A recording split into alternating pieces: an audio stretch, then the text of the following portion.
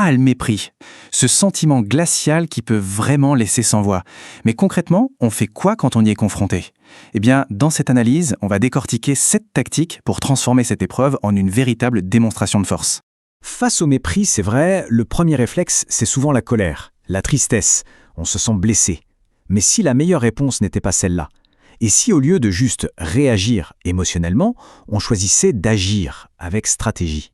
Pour commencer, il faut bien comprendre ce qu'est le mépris. Ce n'est pas juste une maladresse, non. C'est un acte d'agression, une arme psychologique qui est vraiment conçue pour nous faire perdre pied, pour nous déstabiliser. Imaginez une seconde pouvoir complètement inverser la dynamique. Passer de la position de victime, sur la défensive, à une posture de contrôle. Pas en étant plus agressif, non, mais par une maîtrise de soi qui va complètement désarmer l'autre. C'est ça, tout l'enjeu. Alors pour y arriver, on va aller piocher un peu dans la pensée de Machiavel. Attention, pas pour devenir un manipulateur, mais pour apprendre à penser de manière tactique, à anticiper les coups et à garder une longueur d'avance. Bon, la première mission, c'est de priver l'agresseur de ce qu'il cherche. Et qu'est-ce qu'il cherche? Notre réaction émotionnelle. C'est sa victoire. Alors voyons ensemble comment lui refuser ce plaisir avec les tactiques de dissuasion.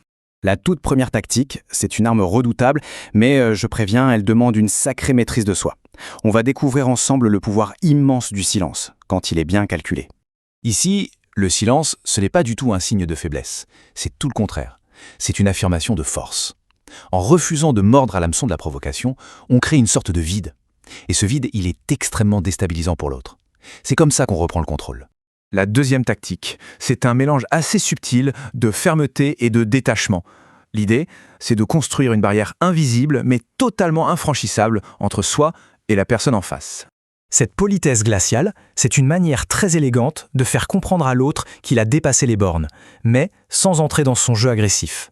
C'est un peu l'art de dire stop avec un calme olympien. Ok, on a vu comment parer les coups. Maintenant, il est temps de construire ses défenses pour l'avenir.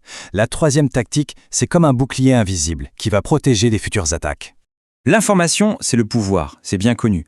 En choisissant de ne plus rien révéler de ses projets, de ses doutes ou de ses faiblesses à cette personne, on la prive de munitions. On ne lui donne plus rien sur quoi s'appuyer pour nous attendre. Le mystère devient notre meilleur allié. Maintenant qu'on a vu comment se défendre, on passe à l'étape supérieure. Comment construire sa propre force, sa propre forteresse.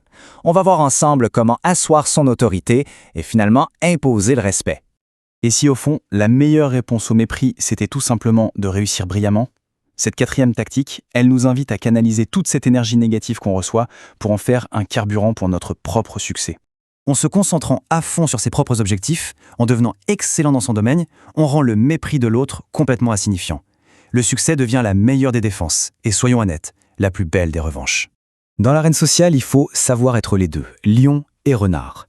Cette cinquième tactique tout droit sortie de la pensée de Machiavel nous apprend l'art de l'adaptation, de la flexibilité stratégique. Parfois, il faut être comme le lion, fort, direct, montrer les crocs et poser des limites très claires.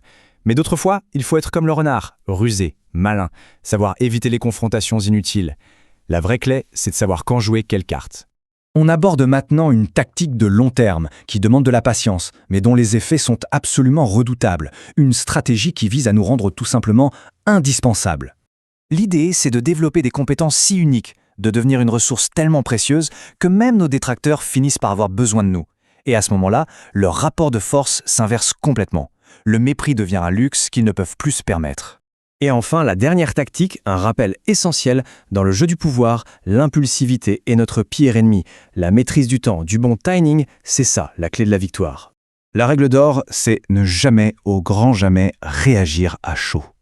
Il faut prendre le temps, analyser la situation, peser le pour et le contre, et attendre le moment parfait pour agir ou pour ne pas agir. La patience n'est pas une faiblesse, c'est une arme stratégique. Voilà, on a exploré ensemble ces 7 tactiques pour faire face au mépris. Maintenant, il est temps de rassembler un peu toutes les pièces du puzzle et de voir comment cette nouvelle boîte à outils peut vraiment changer notre façon d'interagir avec les autres. Le silence, la politesse glaciale, le secret, l'excellence, la flexibilité, le fait de se rendre indispensable et bien sûr, la patience. On a là 7 clés qui ouvrent vraiment la porte de la maîtrise de soi et du respect. Et pour finir, ça laisse une question en suspens. Dans ce jeu complexe du pouvoir et des relations, est-ce que le silence est vraiment l'arme la plus puissante de toutes, ou est-ce qu'une autre de ces tactiques qui est la clé? C'est une bonne question sur laquelle réfléchir.